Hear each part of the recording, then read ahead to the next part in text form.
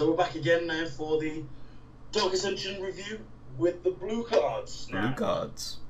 First one, Niblis of the Breath. Our third Niblis of the set review. If you're watching them in order. 3 mana, flying, 2/1. That's okay. That's okay. But then that's a ridiculously powerful ability.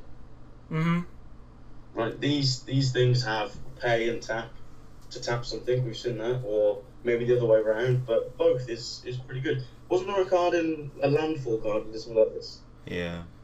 Tide Force Elemental, and that card was pretty good in the minute. I think the best thing about these cards is they mess around a lot with combat. You know, you kind of have to be thinking a lot, and cards that make your opponents think a lot means they're more open to mistakes, which just makes these cards awesome. Not that I'm saying you should force your opponents to make mistakes, but... This Scarab hasn't got any head. Nightmare. How does it see? It's carrying it. Doesn't have a nose. This guy's thoughtless. How does it smell? So with this card, we were deliberating whether what its cost was because we had some dodgy spoiler picture. So it is just 2 and blue, which is good. Yep. Yeah. Because 2 and double blue would have been a little bit expensive.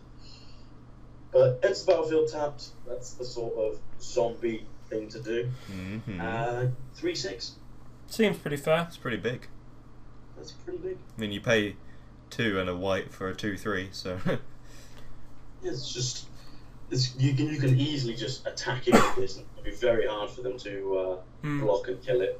Or conversely, that actually stands in quite a lot of weird things on the other end. Or you get 5/5s across the ground, 4/5s, guys, Cassadrig, whatever. Yep. This guy will just stand there and take it. I like how all of these blue cards are... Well, all these zombies have always had greater toughness. It's quite flavourful. Yeah. Only 1 creature as well to exile, so... It's always bonus. Artful Dodge. It's unblockable. Sorcery, because that's... That creature is messed up. It's okay. It's alright. You'll get your guy through if needs be. It's good the way that it's unblockable rather than the thing red does of saying certain things can't block. Yep. Isn't this really similar to the card that used to be used with Kiln Fiend all the time? Distortion Strike. Yeah. That was an instant and gave it +1 though, so... Yeah, but it's a similar effect. It's quite cool. Yeah, because that one had rebound and this was a flashback, so yeah, I like this card. I think it's pretty good. Towergeist. Ooh. Let's just look at the art for a second because it's just superb. Yeah. I love this card. And do you want to know why? What's that? It's a lot like Seagate Oracle. And I love Seagate Oracle. I mean, it's not quite like it, but you take your 2 cards and you pick one. Oh, that's excellent. I think this card's really good. Yeah, it's good. And two power flyers are good because they get through and they deal damage. 4 mana, fair enough. It's a little bit expensive for that effect, but then the enter the battlefield ness of the card is superb. It's nice. Yeah. Well costed. Ooh. Soul Caesar turns into ghastly haunting. Creature into enchantment is pretty cool. It's pretty insane. I don't know. We discussed this card in the first spoiler review, and it divided us. Joe thought it was a good card and liked it, but then me and Matt were a little bit more dubious. Yeah, I can see. I think it all depends on whether you can hit home with this guy. It's obviously going to be the key. So I mean, it depends whether it's gonna be able to make it.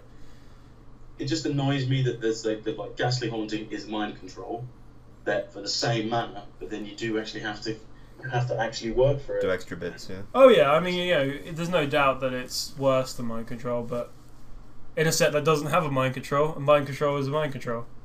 Yeah, that's a fine point, but I think you take this quite highly in draft still, though. Oh yeah, because they're still quite powerful when that happens. Yeah. Increasing confusion. This is the blue one of the increasing devotion-esque cycle. Mill, fireball, flashback, double mill, fireball. These books have gone everywhere. Absolute mayhem. Who's going to have to clear that up? It's just... But yeah, it's a decent card. Yeah, it's cool. You did some maths on this that you suggested in the spoilers, Lou? Yeah, this is a limited blowout. Like, it's more than fireball. because I'm pretty sure you can do it for less. Just with the flashback double is ridiculous. Yeah. Yeah. Such a good card. I think also because the fact it's got flashback just makes it that much better. Chant of the Skiff Sang. So it's just there's that number 13 again. They like that. It's kind of a scary number. It's kind of a scary block. Triskaidekaphobia. So is that what the fear of 13 is? Yeah. Oh, hope no one has that. Indeed. So this kind Who of plays Magic? Won't be playing Innistrad or Dark Ascension.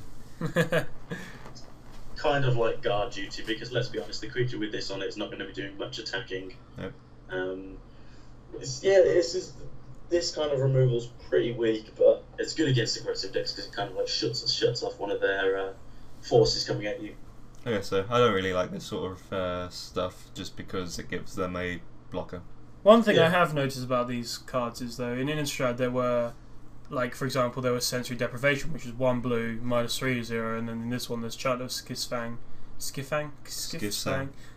which is just a slightly better version of it, and there's obviously another card in black that we'll see in a minute that's got a similar comparison to be drawn, so it's an interesting... Teasing them, Joe, teasing. Whoa. Curse of Echoes. This guy's arms have gone weird.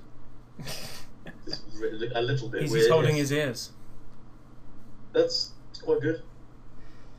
Each other player is very, ooh, let's play this in Commander, because and like let's make friends, because that's kind of what Commander people do, gang up against somebody. But yeah, you're definitely not first picking. So. No, yeah. Well, the thing is, like, if you're going to play this, you're going to want lots of instant sorceries to be knocking around, but then you don't want to do it yourself because you give your opponent the use of them, but then you can't bet on your opponent using lots of instant sorceries if you're going to play it, so it's kind of like, well, where does it lie kind of thing. It seems very much like a Commander card, to be honest. Yeah, definitely. Saving Grasp. So yeah, it's just saving. That's what this card will be does. doing. Your guy gets targeted with some removal, bang, back in my hand. Yeah. I think this card's amazing. I think it's one of the best tricks that there is. Well, you never really want to return target creatures to your own hand. I'd rather just give it protection from the colour friend of turn. Oh, true. Having it back into your hand is pretty severe. I wouldn't rate this high on the list of tricks at all. Really? I like this one. Especially if you're in blue. A lot of your guys have, like, enter the battlefield abilities. It's pretty nice. You've got to have a pretty weak draft pool, I reckon, to play this, especially out of having been able to flash it back. Oh, yeah, no. It's nothing without its flashback. I agree. Yeah. Well...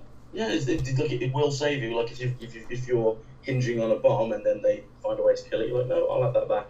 Play it, they go, okay, kill it once more. No flashback. Yes, that situation very good. Oh, this is an amazing picture. Stormbound Geist. So it can only intercept creatures with flying.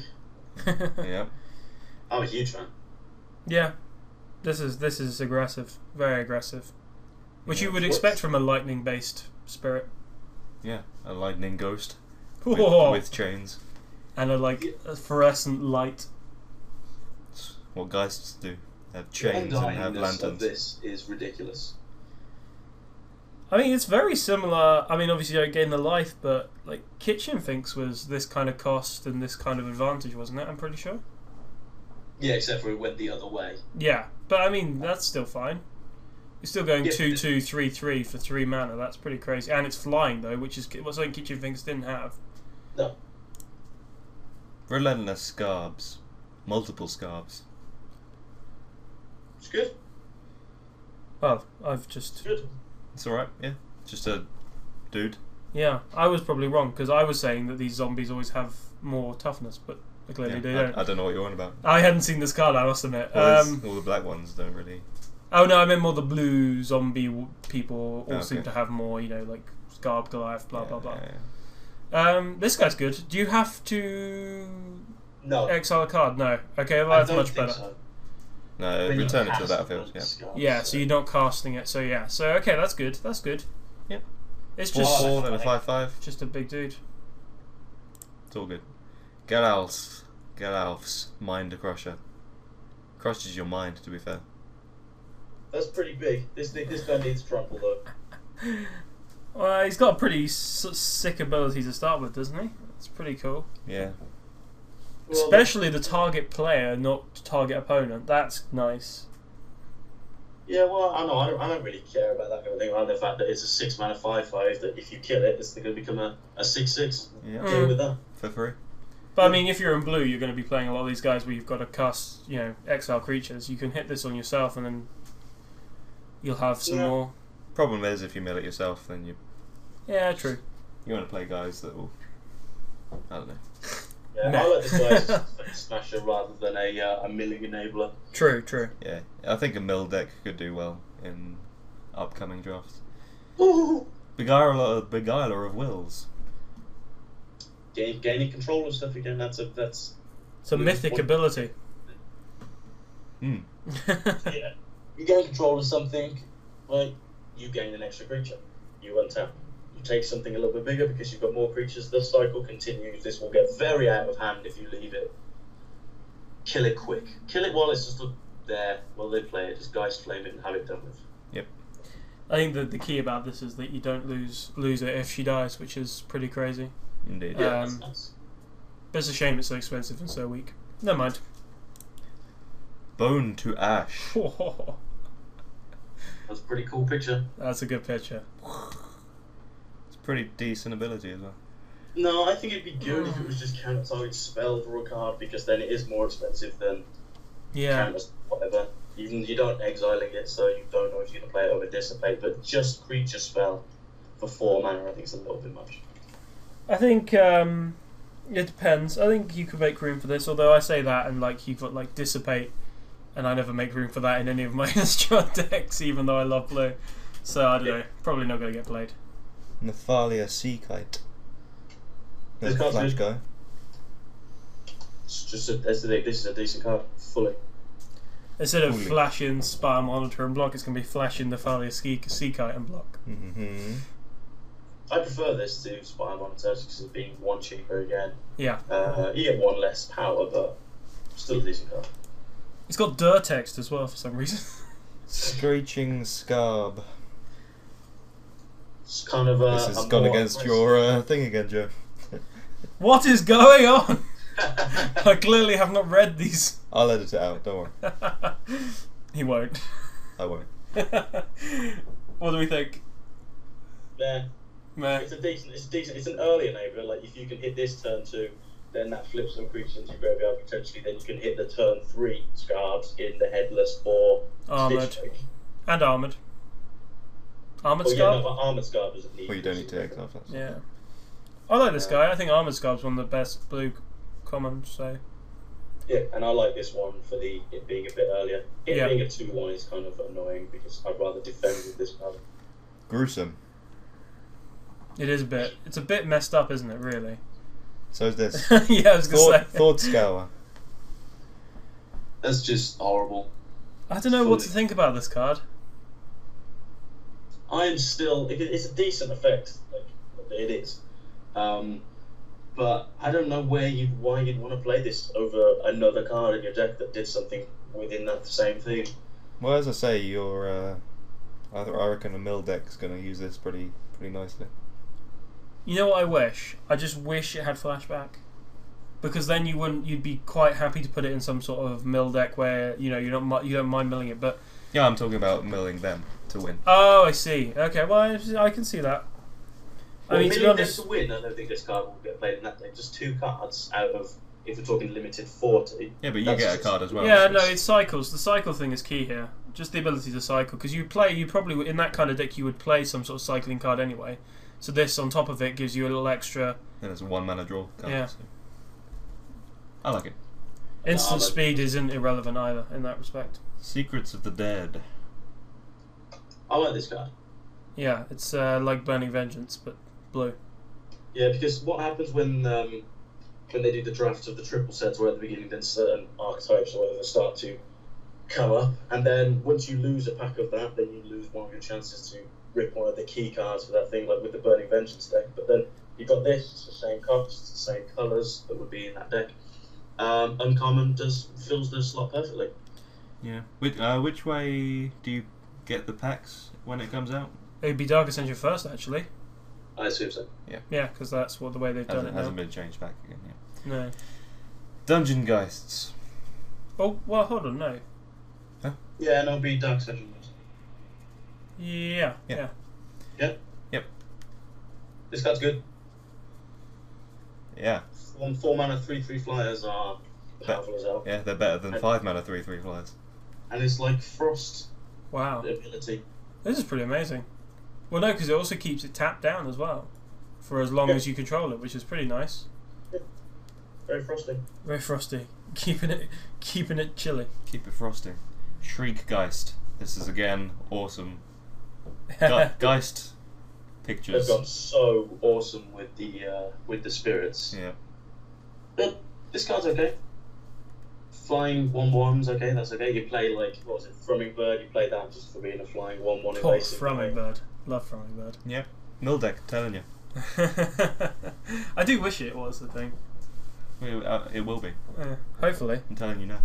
Oh, Matt's on it. Counterlash. This is cool. Not first pick. I wouldn't play this in limited probably at all really. What do you think? I don't know. I think counterspells always have the best flavor text. Just because they're like, shut up, this is how you do it. But I don't know. It's expensive. It's really expensive. It is. Which I think it's definitely in some format constructed, build aroundable, but you can't fit really a 6 mana counterspell in a limited deck really. Probably not. No. Mystic Retrieval. And this card's pretty cool. It's expensive. Yeah. It's not a random, which is what I thought it was at the beginning. So you can target it. And it's kind of good in you're talking about. Oh, I wish it had flashback because if you mill it, then you can still get some value out of it. True. You could do it with this. If you've got some sort of blue-red mill deck of yourself, then and you have some non-flashback cards in there because they're decent, then you get back with this. Get your counter spell back if you miss that.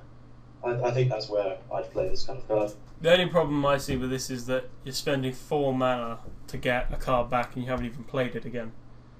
So it's expensive. It is expensive. Yeah, no, it is expensive, yeah, and it being a sorcery is annoying as well.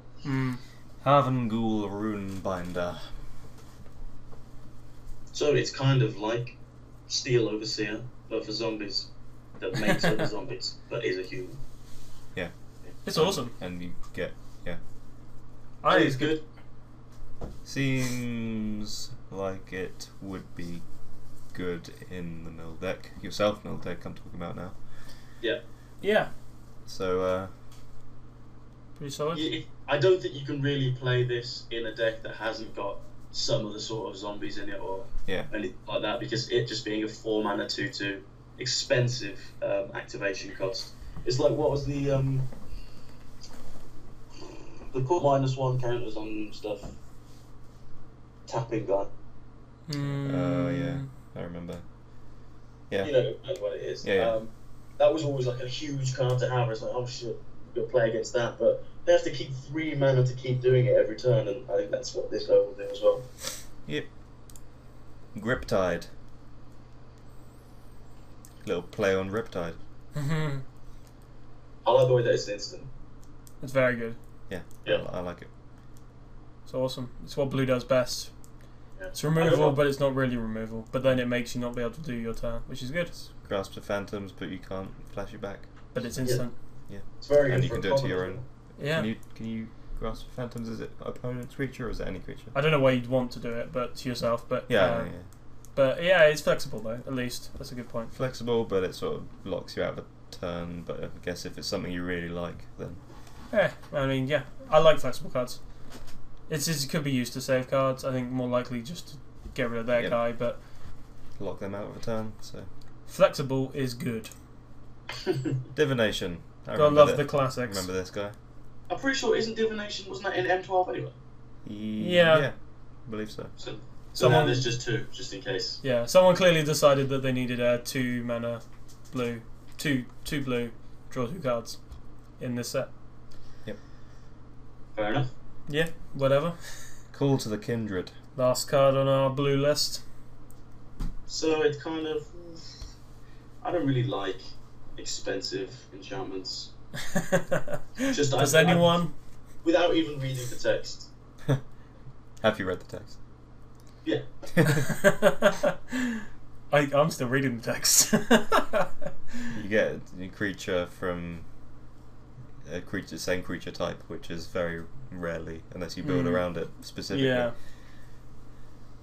So I don't like it. It's not as expensive as most, but it's expensive. I don't know. I wouldn't first pick this either. Oh no, it's an expensive enchantment. Stupid, rare, expensive enchantments are just hate. And you got to look at the top cards, and you got to see a card that you really want, but then it's going to go on the bottom of your library, and you'll be like, oh, why am I playing this card? So Irritating. Yeah. Anyway, that's the end of But blue. if you have made no, a decent zombie synergy deck, then throwing this in that is probably going to be pretty kick-ass, to be honest. But Wow, you'd have to. And the worst thing is, this is going to be your last pick, so it's going to be your first pick, even. Sorry, so it's never going to happen. Nope. No. Bin it. Bin it. Oh, I wouldn't bin it, but you know. Anyway, see you for what's next? Black. Yeah. Black's next. See you then. Bye.